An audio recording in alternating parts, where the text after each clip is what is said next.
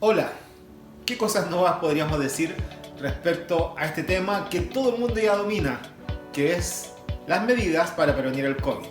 Así es que todos juntos vamos a tratar de hacer hoy un breve repaso.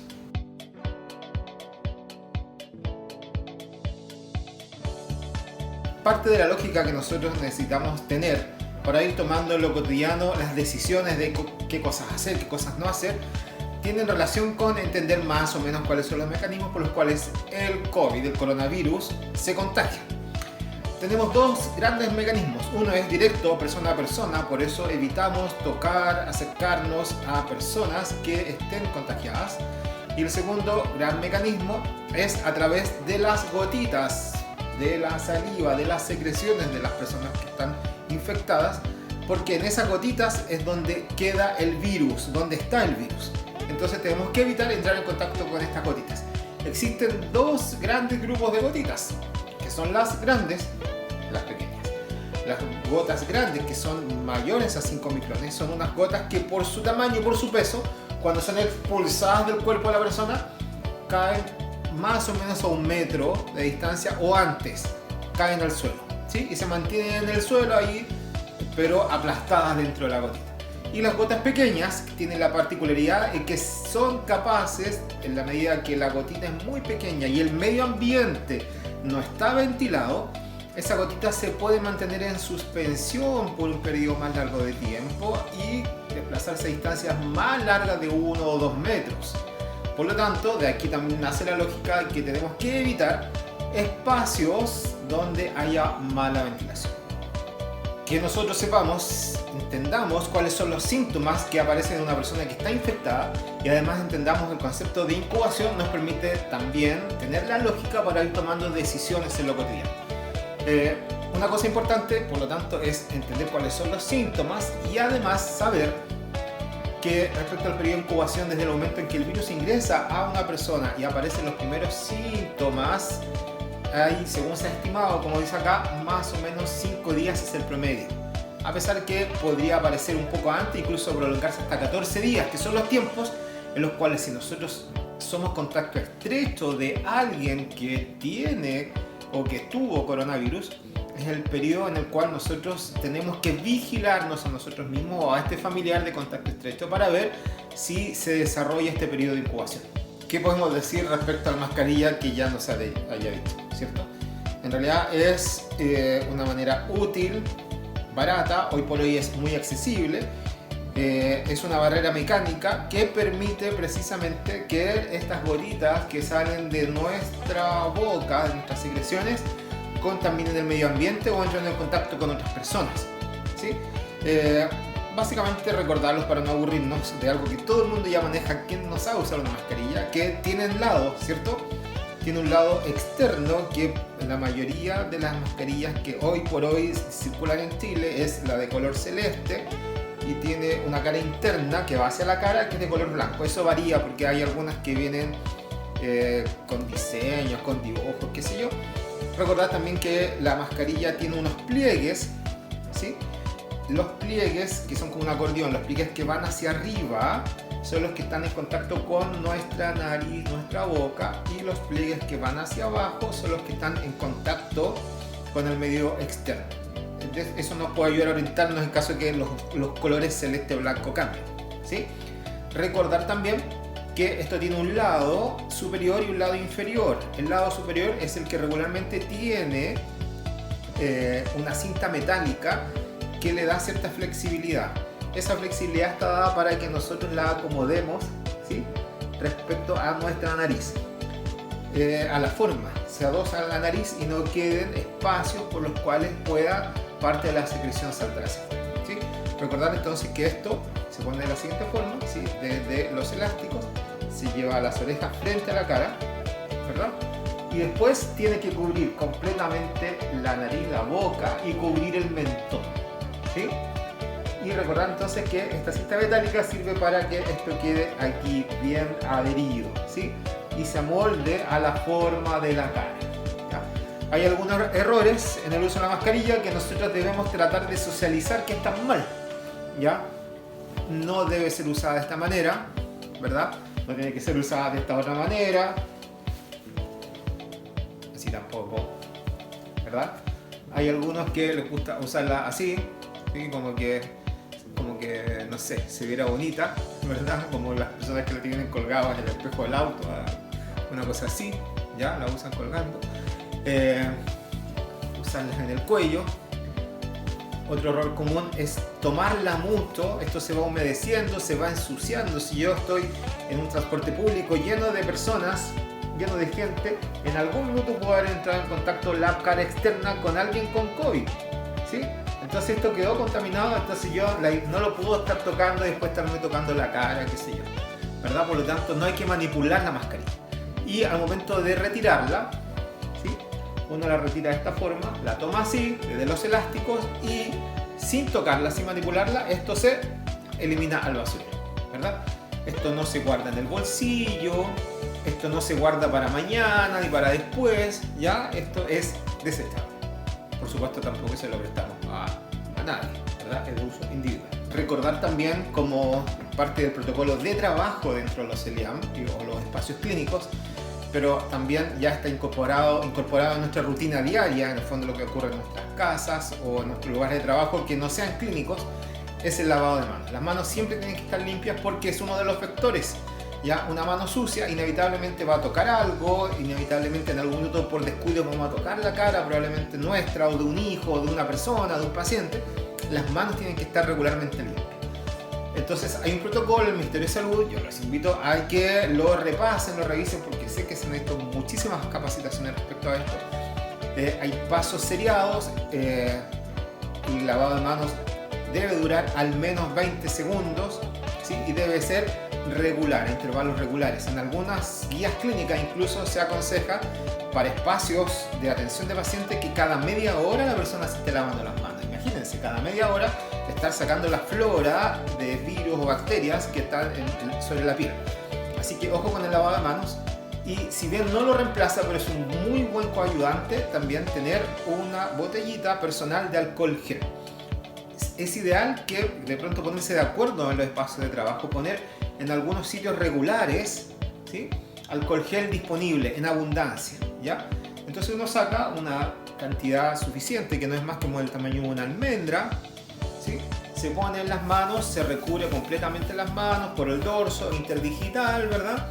Y quedan las manos higienizadas. Acuérdense que el uso de alcohol gel no excluye el lavado de manos, todo lo contrario. En realidad uno va a usar alcohol gel cuando las manos se ven limpias, ¿verdad? No en vez de lavarse.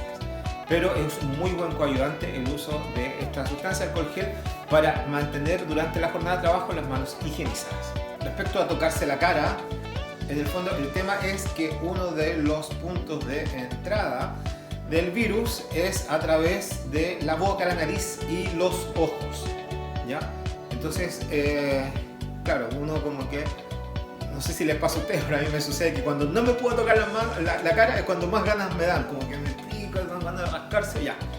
Eso no puede pasar, uno tiene que ser muy disciplinado y no tocarse la cara, las manos. Ojo, si estamos en un ambiente, respecto a la cara voy a decir algo, en un ambiente en el que estamos en riesgo que un paciente nos tosa en la cara, ¿sí? Que por lo tanto que parte de su secreción llegue a nuestra cara, a nuestros ojos, vamos a tener la mascarilla, ¿sí? Pero además se recomienda en caso de riesgo de que nos salpique secreciones a la cara, usar esto que tengo yo acá, antiparras, ¿ya?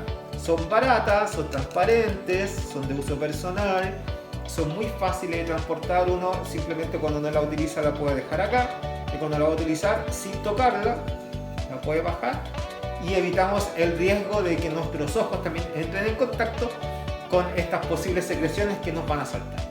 De acá se desprende otras de las decisiones que nosotros debemos regularmente tomar en nuestra vida diaria, no solo en los ambientes de trabajo, sino ahora que vienen las reaperturas y comenzamos a funcionar más socialmente, vienen los cumpleaños, de pronto vienen los espacios públicos compartidos. Entonces lo que hay que evitar es compartir algunos elementos de uso personal que vayan a entrar en contacto con la mucosa de la otra persona que potencialmente podría estar contagiada. Ojo, podría ser yo el contagiado y yo contaminar a un grupo de personas que está compartiendo conmigo. Entonces tengo que ser responsable para los dos lados. entendiendo que yo también podría ser un riesgo para ellos, ¿ya? Por lo tanto, no vamos a, por ejemplo, a cucharear del mismo plato. ¿Por qué? Porque mi saliva va a ser transportada por la cuchara al plato donde estoy cuchareando, ¿cierto? Y va a quedar el virus ahí en la comida un rato y otra persona con su cuchara, es decir, entonces no, el plato es personal, la cuchara es personal, los pañuelos son personales, en fin, en el fondo evitamos compartir estos elementos de uso personal. Estaba esperando que me dieran ganas de toser o estornudar para mostrar esto, pero no pasa nada, no me dan ganas. Pero antiguamente, claro, nosotros nos tapábamos la boca así, antiguamente digo, cuando yo era niño, ¿sí? Era como que se socializaba que eso era la forma correcta, ¿verdad? Taparse así o taparse así, pero en realidad tenemos que evitar que la mano se mantenga contaminada, por lo tanto la forma que hoy entendemos como la mejor, la más higiénica, la más limpia para controlar la tos y evitar que las gotitas salten lejos, evitar contaminar la mano, es cubrirnos de esta manera, ¿sí? Si podemos hacer como un gesto en el que evitemos totalmente que las gotitas se dispersen, nos cubrimos con el codo, eso es lo ideal, ¿ya? Esa es la conducta responsable. Mantener los espacios limpios y ventilados dice relación con esta lógica. Si bien la información constantemente está desarrollándose, está mutando porque las investigaciones van avanzando. Al principio, si ustedes recuerdan, no sabíamos nada del coronavirus, nada.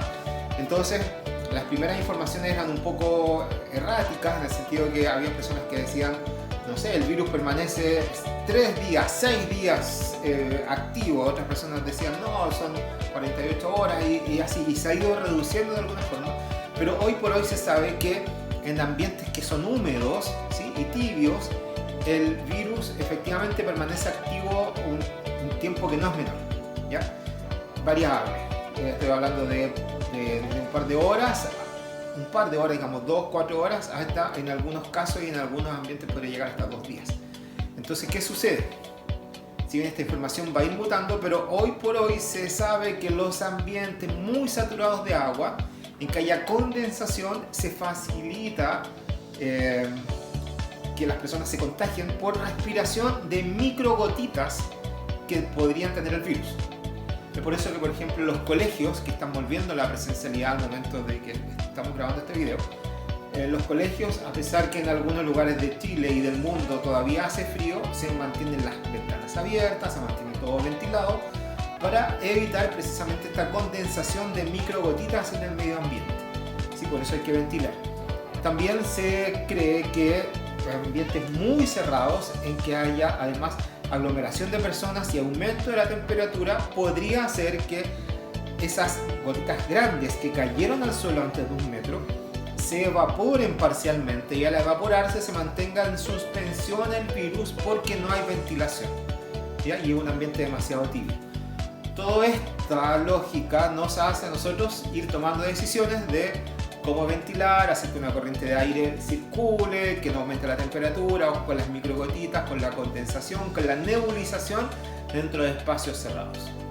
El cloro y el alcohol han venido a ser grandes ayudas para mantener limpios y desinfectados nuestros ambientes clínicos y también los elementos que ingresan de afuera a nuestro hogar y las dependencias de nuestra casa, ¿ya? Hay aquí una dilución, que es una dilución de uso común, que sirve para limpiar superficies, sobre todo superficies críticas.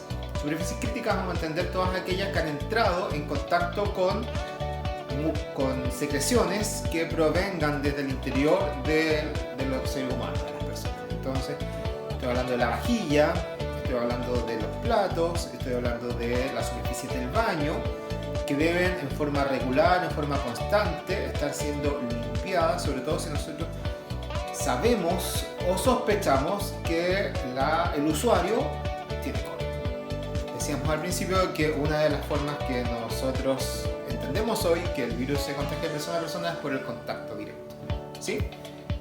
Por tocarnos, finalmente. Entonces, si ese fue el mecanismo o es el mecanismo de contagio, tenemos que evitarlo, ¿ya? Y hay algunas formas acá escritas, pero en realidad eso ustedes tienen que extrapolarlo, aplicarlo a su propia cotidianidad.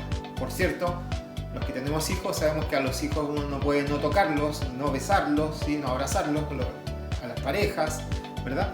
Pero tenemos que armar estos núcleos de protección dentro de los cuales, claro, la familia entre ellos se tocan, se besan, se abrazan, pero funcionar como núcleo respecto a los otros núcleos de las otras parejas, de las otras familias. Ahora que se está abriendo los espacios públicos, como decíamos hace un rato, empiezan los cumpleaños, empiezan las invitaciones, los conciertos, de a poco empezamos como a mezclarnos, funcionar en sociedad. Hay que siempre mantener esta lógica de evitar tocar a las personas y de proteger nuestro núcleo, ¿verdad? Entonces, dentro de lo posible, evitemos los espacios públicos, sobre todo si son cerrados. Evitemos mantenernos a menos de 1 metro del resto de las personas, sobre todo cuando hay sospecha de COVID, ¿sí? en el espacio en el que nos estamos. Ya, si mantenemos como esa rigurosidad, lo que vamos a ir evitando es precisamente que vayan apareciendo más casos nuevos, más casos nuevos, y empecemos a crecer en estas libertades que se están dando. Y además que finalmente es el tema de fondo acá, la aparición de nuevos casos va saturando y va estresando al sistema de salud. Y a veces medidas tan fáciles como esta, tan sencillas, la ley en realidad no es tan difícil, es un poco incómodo al principio, pero si uno mantiene una disciplina mental de hacerlo, en realidad esto sí se puede hacer. Acá un consejo mnemotécnico: evite los medios ambientes con las 3C, que es ambientes cerrados, ¿sí? Por todo lo que ya hemos dicho, ambientes que aparte de estar cerrados están muy congestionados, es decir, con muchas personas adentro, por lo tanto poco ventilados y además con mucha gente. Y el tercero, espacios que tengan sospecha o confirmación de contactos cercanos a COVID, ¿sí? Si tratamos de mantener esto en la memoria, va a ser un poco más fácil que vayamos tomando decisiones a dónde ir, a dónde no ir, cuándo ya retirarnos, en fin. Bueno, ¿qué vamos a decir de esto? ¿Sí? Vacúnense. O sea, ¿qué más decirle? Llevamos más de 200 años de demostración empírica, los seres humanos, que las vacunas sí funcionan, ¿ya? Hay una serie de argumentos respecto a que no debemos vacunarnos, que pueden pasar cosas que se asocian a enfermedades. Miren, nada de eso no solo no ha sido comprobado, sino que efectivamente la vacuna es una herramienta que ha demostrado ser útil en el control de una serie de enfermedades, incluida esta. ¿Ya? Vacúnense. ¿Ya? Al momento de grabar este video, se están comenzando ya con las terceras dosis o las dosis de refuerzo en algunos grupos etarios. ¿Ya? Estemos atentos a las noticias y vacunémonos. Recordemos que no todo es COVID, ¿cierto? Nos podemos enfermar de muchas cosas, ya, sobre todo en invierno, sobre todo los extremos de la vida, los niños muy pequeños, los adultos mayores, si vivimos con ellos, se pueden enfermar, y los adultos nos podemos enfermar de muchísimas cosas. Entonces el llamado es a no caer en alarma, sino todo lo contrario, a ser muy serios, muy rigurosos en saber controlar los signos y los síntomas para de verdad tener sospechas claras cuando de verdad esto podría ser un COVID o estamos en presencia quizás de otra enfermedad, irlo manejando sin perder la calma, sin caer en una visión de túnel que uno cree, ay, hay un coronavirus y cae como un caos y un desorden familiar. No, con calma. Aprendamos a controlar la salud de las personas con las que vivimos, controlarnos a nosotros mismos para no caer en conductas desesperadas y tomar decisiones apresuradas. Estamos llegando casi al final. Esta una diapositiva como de refuerzo de algo que aprendimos todos con las cuarentenas, ¿sí? En las cuarentenas muchas personas tuvieron que mantenerse largos periodos de tiempo con restricciones serias de la movilidad. Entonces eso impactó nuestra salud mental, ya nos dimos cuenta. Y esos efectos, a pesar que las cuarentenas ya masivas van pasando, esos efectos siguen quedando en nosotros, ¿ya? Invertamos en nuestra salud mental. Tratemos de no caer en el desánimo, de no caer en conductas que sean autoagresivas o autocompasivas o autodestructivas, ¿ya? todo lo contrario, mantenerse conscientes respecto a lo que es nuestra salud mental con algunos hábitos saludables nos va a permitir ir sorteando cómo se vaya desarrollando esta pandemia y todos los problemas asociados, económicos, de restricción, familiares, de trabajo, en fin, ¿ya? Como dice acá, idealmente tratemos de incorporar dentro de nuestras rutinas semanales tiempos para hacer ojalá algo de actividad física. Si ponemos que esa actividad física además sea como un tinte recreativo, en ambientes seguros no sería malo, ¿sí? Hábitos saludables de horarios de sueño, de comida. Si ustedes recuerdan, durante la cuarentena como que se desordenaron mucho los horarios en que uno dormía, despertaba, ¿sí? Desapareció el trabajo como uno de los reguladores de las rutinas. Entonces tratemos de que eso no nos vuelva a suceder, ¿ya? Es muy importante tratar de mantenernos conectados con nuestros seres significativos, nuestros seres queridos, nuestras familias, nuestros seres amados, ¿ya? A pesar que pudieran venir nuevamente quizá algunas restricciones de movilidad, pero hoy por hoy tenemos la tecnología a nuestro alcance. Invirtamos conscientemente tiempo en hacer llamadas telefónicas, en mandar WhatsApp, saber cómo están las personas que nosotros queremos y que ellos sepan de nosotros. Y generar además como el flujo de información que no solo sea en torno a contar lo terrible de la pandemia, sino en realidad tratar de cotidianizar otros temas, como en el fondo normalizar un poco que hablemos de algo más que no solo sea la pandemia, ¿ya? Ojo con las sustancias. ¿A qué se refiere esto? En el fondo, no sé, personas como que volvieron a caer en el hábito del tabaco que habían abandonado. Ojo con el cigarro, ¿sí? Y todos los problemas respiratorios asociados que podrían empeorar como un cuadro de COVID. Ojo con el alcohol, con el abuso de sustancias ansiolíticas, drogas, ojo con el café, ya que es riquísimo, a mí me encanta, pero claro, uno tiene que en el fondo regularse, ya medirse con el abuso de sustancias, porque no es la salida ni es la respuesta para mantener una estabilidad mental el abuso de la sustancia, ¿ya? Y por último, gestionemos la información. Gestionar la información quiere decir que hay que estar conscientes que somos bombardeados en exceso con información, no toda de buena calidad. Hay información que genera angustia, hay información falsa. Entonces tratemos como de concentrarnos y decir, ok, esta fuente de información, esta yo le voy a hacer caso, esta sí, esta no. No perder el tiempo, no gastar energías en información o en buscar o en leer memes o cosas que claramente son falsas y generan alarma, pero sí mantenernos activamente bien informados. ¿Por qué? Porque eso nos va a permitir tomar mejores decisiones y va a bajar mucho los niveles de ansiedad. Respecto a esto último, dejo acá este dato que en el fondo es del Estado, es del Ministerio de Salud, ya el 600-360-7777, que es un fono de contacto para que nosotros podamos tener acceso a información más oficial respecto a políticas de salud, en el fondo las decisiones, los tiempos, las restricciones, los cambios de horario, qué sé yo, y por cierto también algo de información más de corte como científico, de qué se sabe, cómo se va desarrollando, los estudios de qué se sabe respecto a la pandemia y al virus probablemente, ¿ya? Bueno, eso es todo lo que yo tenía que decirles por ahora, solamente dejarles la invitación a que, que entre todos tratemos de salir adelante en la medida que todos aportemos con nuestro pequeño granito de nosotros estar bien y que los núcleos que nos rodean estén bien. Yo estoy seguro que como sociedad vamos a poder superar todo esto. Les dejo un gran abrazo. Nos vemos.